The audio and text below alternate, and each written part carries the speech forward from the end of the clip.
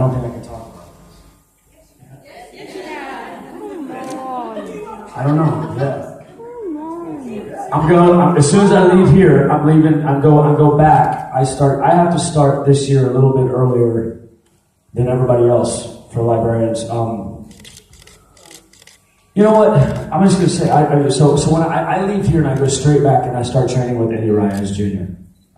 So and I'm looking forward to it in the art sense of it. I'm not looking forward to it because the motherfucker's fast and he's quick.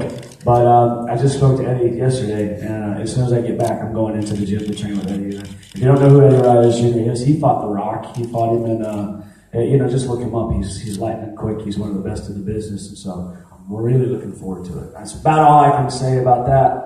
But I think that's kind of common knowledge. If not, I guess Dean Devlin's going to fire me for leaving that information out. But I'm pretty proud of it, so I'm going to go ahead and put it out there, man. I go back immediately and start training with Eddie Reyes Jr., man. What an honor.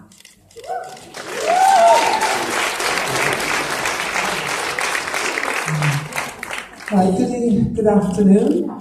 I'm over here. Yep. Oh.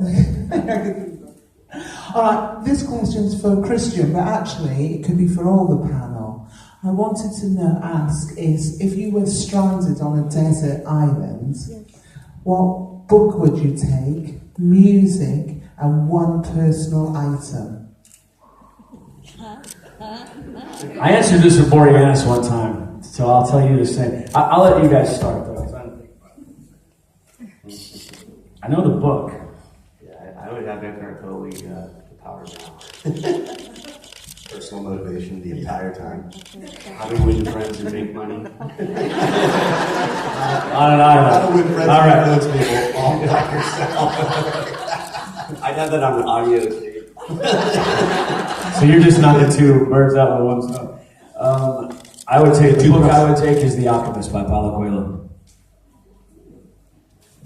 I would take The Count of Monte Cristo because I would feel like I want some kind of motivation to get off of the island.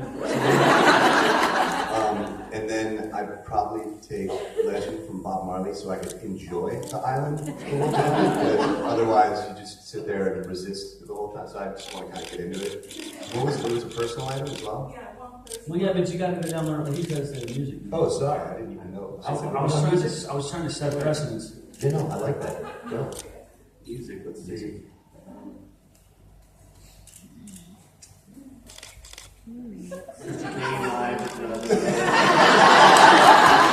I mixed that album, so I'm pretty proud of it. Well, we might have to rehearse. You never know. Oh man, music-wise, let me see. tough one. It is. So, are we by ourselves, or is it us three? That's gonna get nasty if it's three. So we've got Bob Marley. No, you're by yourself. If you think about it, you're on a desert island. So this piece of music, or I'll be generous because it's you, darling, an album you're going to listen to over and over again. Right. I think I'd take Elton John's Greatest Hits. That's all right.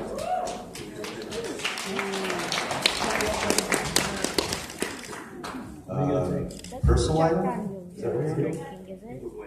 You gotta tell them. Beatles White Album. It's up for discussion. A personal item, huh? Okay. I'm gonna answer the same as I took when Boreanaz and I did it. I'm taking a flamethrower. Because my theory behind that is I'm always gonna have fire. And if a boat does go by, there's no way they're not fucking seeing me. I'll light that son of a bitch. I'll light the whole island up. Yeah. Is it a tropical island? That's what I'm picturing. So I'd probably take some fucking sunscreen, man. Super hot and I only smell good when I'm listening to Bob Marley. Yeah. Let's get practical, people. It's funny because nobody ever says a boat. I'd take my grandfather's yacht and get the hell off that island.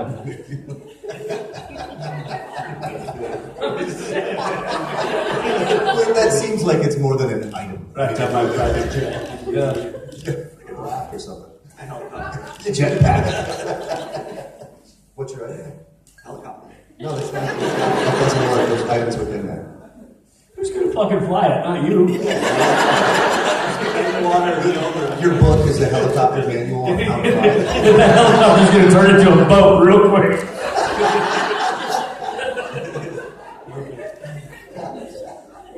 I would just want a knife, I think. Yeah, open coconuts up and stuff.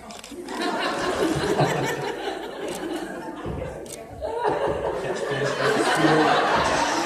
kind of want to go to a desert island right now. That sounds awesome.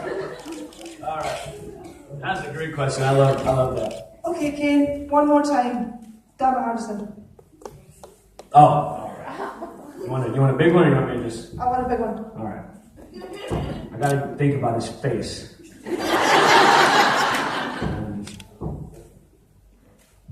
Damn it, Hardison!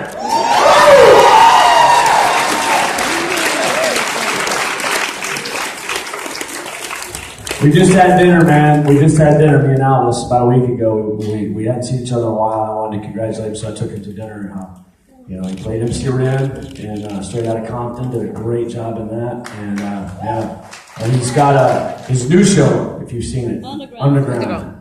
It's amazing. And I was speaking with John Rogers, and we were talking about how great the kid's doing. And I love Alice to death. And it's funny because it's like, I don't want to give away if you haven't seen it, but it's. I'm not going to talk about it because I want you to see it. He's doing an amazing job. I can't imagine that he's probably not going to win some sort of award for that. I'll stop. Hey guys, this question's for Jonah. You were on our Meet Your Greet table and you mentioned that you're working on an advert that Daniel Craig starred in. Now, would you like to be Bond or would you like to be a villain if you ever starred in one?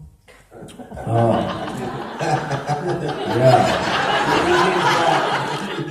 Did you really? I mean, that's everybody's. I mean, if you can't play Indiana Jones, you want to be James Bond. So I would be.